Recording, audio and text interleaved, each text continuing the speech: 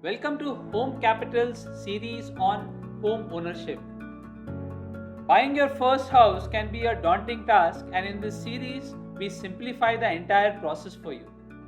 Now that you understand the various features that can be associated with a home loan, and you can start doing an evaluation of what kind of features you would want for yourself, let's look at the actual home loan process that you would need to go through when you make an application to a bank or a financial institution for a home loan.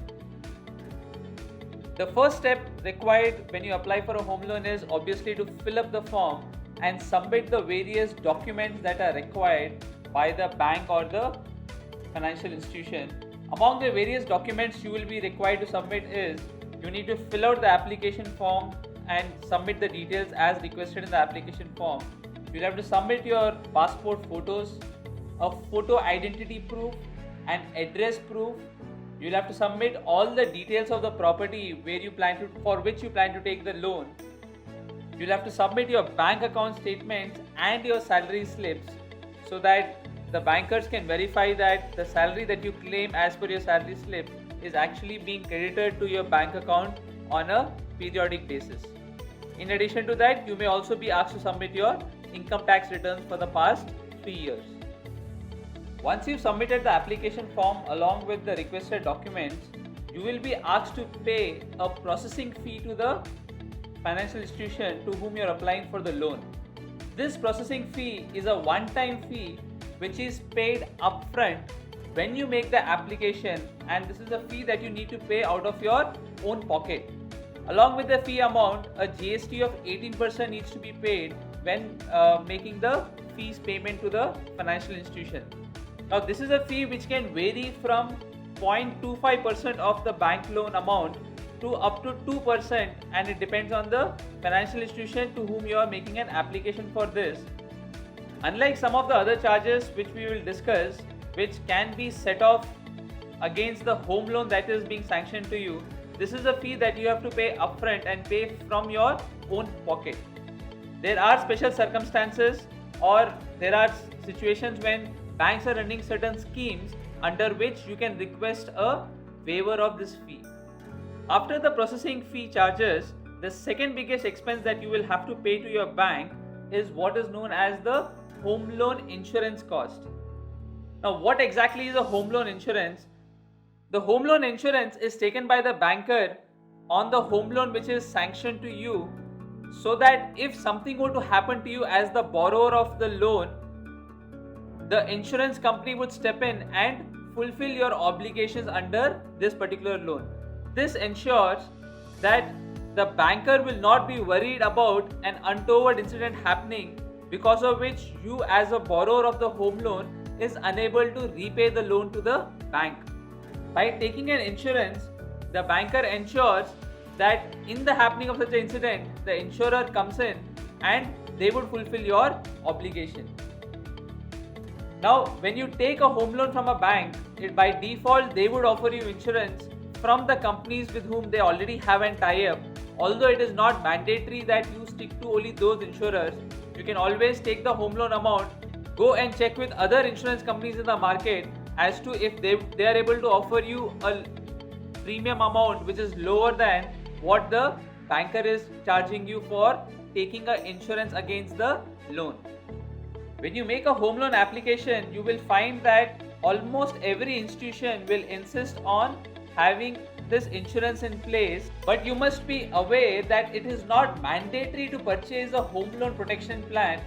Neither the law or neither any of the bodies, whether it is RBI or IRDA, have made it mandatory to purchase this home loan protection plan when taking a home loan from any of the financial institutions. Though it is not mandatory, it makes a lot of sense to take this plan so that if something were to happen to you, tomorrow the burden of repaying the loan does not fall on your family, because with your loss, not only are they losing the regular source of income, they are also now saddled with another additional liability that they need to repay, and they may or may not have a source of repayment of that liability. Because of the fact that you want to ensure that this liability does not fall on your family members, it will still be a good idea to go ahead and take this home protection plan It can be taken either from the insurers offered by the bank or independently from a third party insurer who will step in case an untoward incident would happen and you are not in a position to repay the loan to the bank. Once you've submitted the documents to the bank is going to go through the process of evaluating all the documents that you've submitted. They are going to evaluate your qualifications, your age, and your experience in terms of how many years you've been working. They're going to run through the transactions in the bank statement that you've submitted, do analysis of your monthly and yearly income, have a look at who your employer is and the kind of job profile that you are in. And the main objective of doing this entire analysis is to gauge your ability to repay the loan. Based on all the information submitted to the bank and based on their analysis, the bank will finalize and communicate to you what is the maximum loan that they are ready to offer to you as an applicant. This communication happens in the form of what is known as the official sanction letter or offer letter. The offer letter which is given by the bank to you will contain details including the maximum loan they are ready to offer to you, the interest rate that you would need to pay on this home loan, whether the interest rate is fixed interest rate or it is a floating interest rate. The offer letter would also contain details of what is the tenure of the loan. Is it a 20-year loan, a 25 or a 30-year loan? It will talk about the mode of payment of the loan and the mode of payment of EMIs that you need to service once the loan is sanctioned, and it would also consist of the other terms and conditions which are associated with the loan that is being sanctioned by the financial institution. It is important that you go through the offer letter in detail, read through the various terms and conditions, and when you are in acceptance of those terms and conditions, that is when you go ahead and sign the offer letter and keep a copy of the letter with you for your records. Till this stage, the bank has only done an evaluation of your financial numbers, and based on that they have given you an offer letter in terms of what is the maximum loan they will be ready to give you. They have still not sanctioned the loan, or they have not actually done a technical evaluation of the property against which they are going to be offering this loan. And that is the step that comes next, wherein the bank would do a technical and legal evaluation of the property. Under this, the bank will go through a number of steps, wherein first they will do a legal check of the property papers that are submitted to the bank to validate whether those documents are authentic or not. The bank will verify the documents that have been signed between the applicant and the seller of the property, whether it is the sale of agreement or any other document that has been signed between the seller of the property and the home loan applicant.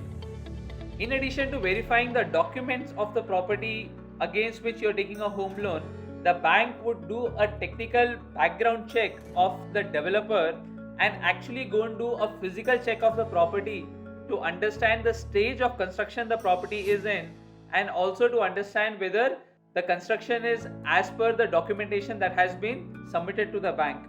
You can understand that this is a very important stage in the entire home loan evaluation process, because if the banker is not comfortable with the particular developer or with the technical check of the documents, although they've given you an offer letter, they may refuse to sanction the loan because they're not comfortable with that particular developer from whom you want to buy the house property. This technical check is also associated with a fee which may either be collected separately from you, or it would have already been bundled as a part of the home loan application fee that was collected upfront when you made an application for the home loan to the banking institution. Once the bank has completed their technical and legal check and they are comfortable with extending a loan against the property that you've shortlisted, that is when you move to the final step of the home loan process, wherein you finally sign the home loan agreement with the financial institution. The home loan agreement is obviously drawn up by the lawyers of the bank, and you don't have to worry about making the home loan agreement. You can always use the help of your lawyers to do a review of the home loan agreement that you're signing off with the banker. And once you sign off the home loan agreement, that is when the actual home loan is finalized. That is, the bank has agreed upon the fact that they will sanction the loan, and the next step would be the actual disbursal of the loan. So it is in this stage and not in the sanction or offer letter stage that the actual home loan is sanctioned to you. That is just an offer letter.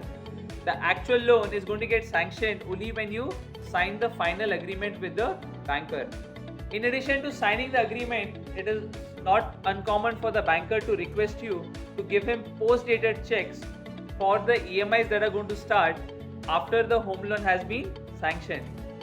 In current times, you may find many bankers not taking a post-dated check but actually signing off a debit mandate, which basically states that the bank can come and request for the EMI be deducted from your savings account on a monthly basis based on the terms that have been agreed upon in the loan sanction agreement. As a part of this entire process of sanctioning the loan to you, obviously the agreements are drawn up by the bank's lawyers.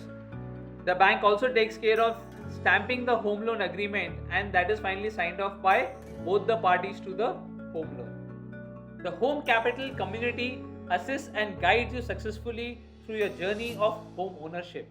Join India's first community of home buyers and home owners and take your next step towards home ownership.